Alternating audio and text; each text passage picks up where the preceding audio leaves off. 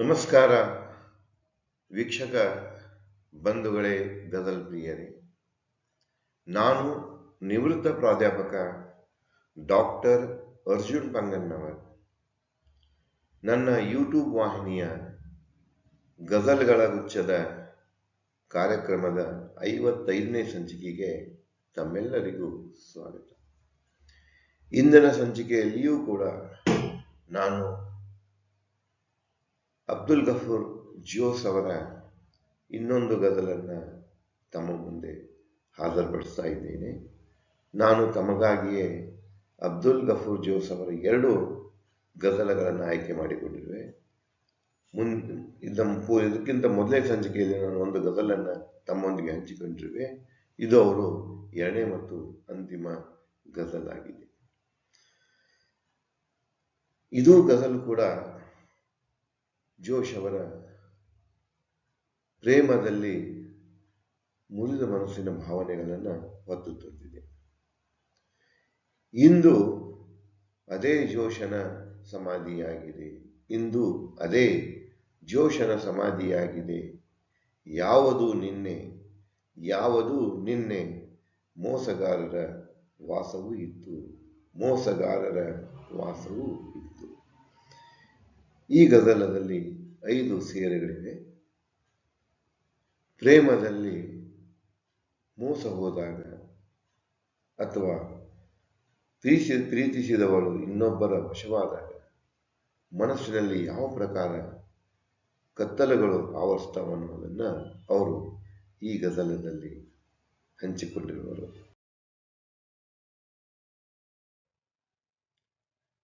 ಜೋಶ್ ಅವರ ಗಜಲದ ಸಾರಾಂಶ ಹೀಗಿದೆ. ಬೆಳದಿಂಗಳಲ್ಲಿಯೂ ಕತ್ತಲದ ಛಾಯೆ ಇದ್ದಂತೆ ಅಸಹಾಯಕತೆ ನನ್ನನ್ನು ಸುತ್ತಿಕೊಂಡಿತು. ಮನದಲ್ಲಿ ಕತ್ತಲು ಆವರಿಸಿತ್ತು. ಆದರೆ ಹೊರಗಡೆಗೆ ಜಗತ್ತು ಹೊಂಗಿರಣಗಳಿಂದ ತುಂಬಿ ನಗುತ್ತಿತ್ತು. ನಿನ್ನೆ ತನಕ ಯಾರು ಕೇವಲ ನನ್ನವರು ಆಗಿದ್ದರು, ಆದರೆ ಇಂದು ಅವರು ಪರರ ಸತ್ತು ಆದರು. ಹೃದಯದಲ್ಲಿ ಗೂಡು ಕಟ್ಟಿ ವಾಸವಿದ್ದ ಎಲ್ಲ ಆಸೆ ಹಕ್ಕಿಗಳು ಹಾರಿ ಹೋದವು. ಯಾವ ಹೃದಯದಲ್ಲಿ ನಿನ್ನೆಯವರೆಗೆ ಮೋಸಗಾರರು ಇದ್ದರು, ಅದು ಇಂದು ಎನ್ನ ಸಮಾಧಿ ಆಗಿದೆ. ಖ್ಯಾತ ಉರ್ದು ಗಜಲ್ಕಾರ್ ಅಬ್ದುಲ್ ಗಫೂರ್ ಜೋಶ್ ಅವರ ಗಜಲದ ಮೊದಲನೇ ಸೇರ್ ಅಂದರೆ ಮತ್ಲ. चांदनी रात में अंधेरा था, चांदनी रात में अंधेरा था, इस तरह बेबसी ने घेरा था, ಇದರಲ್ಲಿ ಅಂಧೇರ ಘೇರ ಇವು ಕಾಫಿಯಾಗಿವೆ. ತಾ ಇದು ರದೀಫ್ ಆಗಿದೆ. ಅದೇ ಭಾವನೆಗಳನ್ನು ಕನ್ನಡದಲ್ಲಿ ಹುಣ್ಣಿಮೆ ರಾತ್ರಿಯಲ್ಲಿ ಕಗ್ಗತ್ತಲು ಇತ್ತು, ಹೀಗೆ ಅಸಹಾಯಕತೆ ಸುತ್ತುವರೆದು ಇತ್ತು. ಕಗ್ಗತ್ತಲು ಸುತ್ತುವರೆದು ಇವು ಕಾಫಿಯಾಗಿವೆ. ಇತ್ತು ಇದು ರದಿ. ಜೋಶ್ ಅವರ ಗಜಲದ 2ನೇ ಸೇರ್. मेरे घर में बसी थी तारीखी, घर से बाहर मगर सवेरा था. ಅದೇ ಭಾವನೆಗಳನ್ನು ಕನ್ನಡದಲ್ಲಿ ಕತ್ತಲು ಕುಳಿತಿತ್ತು ಎನ್ನ ಮನೆಯಲ್ಲಿ, ಆದರೆ ಮನೆಯ ಹೊರಗಡೆಗೆ ಮುಂಜಾವು ಇತ್ತು.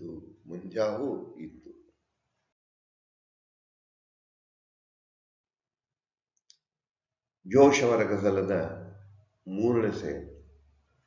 ಓ किसी और का हुआ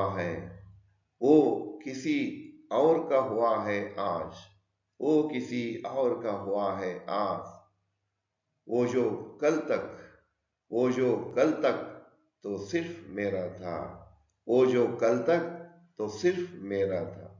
ಅದೇ ಭಾವನೆಗಳನ್ನು ಕನ್ನಡದಲ್ಲಿ ಇಂದು ಅವರು ಆದರು, ಇಂದು ಅವರು ಆದರು ಯಾರೋ ಪರರ, ಇಂದು ಅವರು ಆದರು ಯಾರೋ ಪರರ, ಅದು ನಿನ್ನೆ ತನಕವು, ಅದು ನಿನ್ನೆ ತನಕವು, ಬರೀ ನನ್ನದು ಇತ್ತು, ಬರೀ ನನ್ನದು ಇತ್ತು.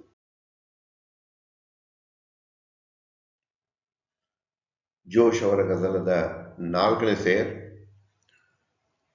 उड़ गए आस के सभी पंछी, उड़ गए आस के सभी पंछी, जिनका दिल में मेरा बसेरा था, जिनका दिल में मेरा बसेरा था. ಅದೇ ಭಾವನೆಗಳನ್ನು ಕನ್ನಡದಲ್ಲಿ ಹಾರಿದವು ಆ ಆಸೆಯ ಹಕ್ಕಿಗಳು, ಹಾರಿದವು ಆ ಆಸೆಯ, ಹಾರಿದವು ಎಲ್ಲ ಆಸೆಯ ಹಕ್ಕಿಗಳು, ಹಾರಿದವು ಎಲ್ಲ ಆಸೆಯ ಹಕ್ಕಿಗಳು, ಎನ್ನ ಹೃದಯದಲ್ಲಿ ಅವುಗಳ ವಾಸವೂ ಇತ್ತು, ಎನ್ನ ಹೃದಯದಲ್ಲಿ ಅವುಗಳ ವಾಸವೂ ಇತ್ತು, ಅವುಗಳ ವಾಸವೂ ಇತ್ತು, ವಾಸವೂ ಇತ್ತು. ಜೋಶ್ ಅವರ ಗಜಲದ 5ನೇ ಸೇರ್, ಅಂತಿಮ ಸೇರ್ ಅಂದ್ರೆ ಮತ್ತ ಹೀಗೆ ಹೇಳ್ತಿದೆ.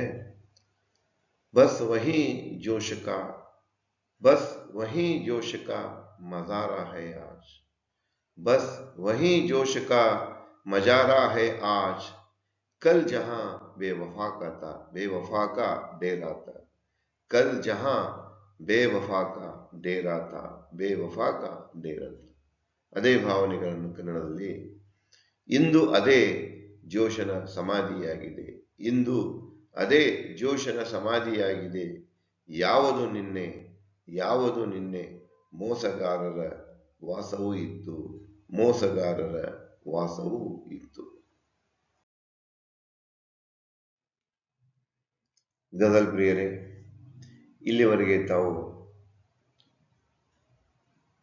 ಜೋಶ್ ಅವರ ಗಜಲನ್ನು ಆಸ್ವಾದಿಸಿದ್ರಿ. ಅದೇ ಭಾವನೆಗಳ ಹಿನ್ನೆಲೆಯಲ್ಲಿ ನಾನು ರಚಿಸಿದ ಕನ್ನಡ ಗಜಲನ್ನು ತಮ್ಮೊಂದಿಗೆ ಹಂಚಿಕೊಳ್ಳಲು ಸಂತೋಷ ಅನ್ನಿಸ್ತಾ ಇದೆ. ನನ್ನ ಕನ್ನಡ ಗಜಲದ ಮೊದಲನೇ ಸೇರ್ ಅಂದರೆ ಮೊದಲ ಹೀಗಿದೆ. ಬಾಹ್ಯ ಶುಭ್ರ ಬೆಳದಿಂಗಳು, ಬಾಹ್ಯ ಶುಭ್ರ ಬೆಳದಿಂಗಳು, ಮನದಲ್ಲಿ ವಿರಹ ಕತ್ತಲ ಸಮಯ, ಮನದಲ್ಲಿ ವಿರಹ ಕತ್ತಲ ಸಮಯ, ಈ ರಾತ್ರಿ ತಂದೊಡ್ಡಿದೆ, ಈ ರಾತ್ರಿ ತಂದೊಡ್ಡಿದೆ, ಎಂತಹ ಅಸಹಾಯಕ ಸಮಯ, ಎಂತಹ ಅಸಹಾಯಕ ಸಮಯ.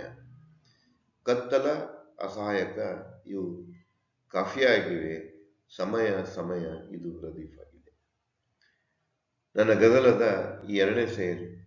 ಇಡೀ ರಾತ್ರಿ ಮನವು ಕತ್ತಲಲ್ಲಿಯೇ, ಇಡೀ ರಾತ್ರಿ ಮನವು ಕತ್ತಲಲ್ಲಿಯೇ ಏನೋ ಹುಡುಕುತ್ತಿತ್ತು, ಕತ್ತಲಲ್ಲಿಯೇ ಏನೋ ಹುಡುಕುತ್ತಿತ್ತು, ಆಗಲೇ ಮನೆಯ ಹೊರಗಡೆಗೆ, ಆಗಲೇ ಮನೆಯ ಹೊರಗಡೆಗೆ, ಹೂ ಬಿಸಿಲಿನ ಮುಂಜಾನೆಯ ಸಮಯ, ಹೂ ಬಿಸಿಲಿನ ಮುಂಜಾನೆಯ ಸಮಯ.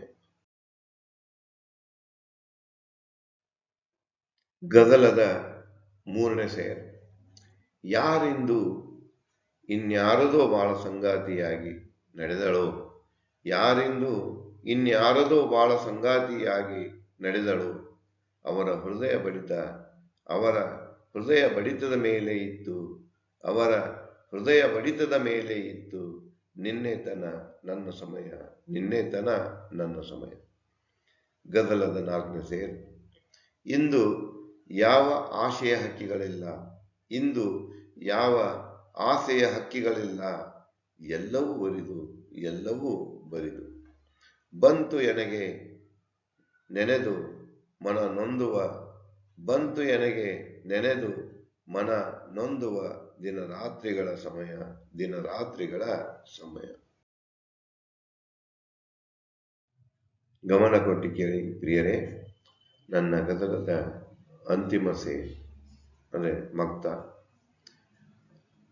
ಅವಳ ನೆನಪಿನ ಸಮಾಧಿ ನಿನ್ನ ಪಾಲಿಗೆ ಬಂತು, ಅವಳ ನೆನಪಿನ ಸಮಾಧಿ ನಿನ್ನ ಪಾಲಿಗೆ ಬಂತು ಅರ್ಜುನ, ನಿತ್ಯ ಆ ಶುಭ ಹಾರೈಕೆಗಳ ಉಸಿರು, ನಿತ್ಯ ಆ ಶುಭ ಹಾರೈಕೆಗಳ ಉಸಿರು ಅರ್ಪಿಸುವ ಸಮಯ, ಉಸಿರು ಅರ್ಪಿಸುವ ಸಮಯ, ಅರ್ಪಿಸುವ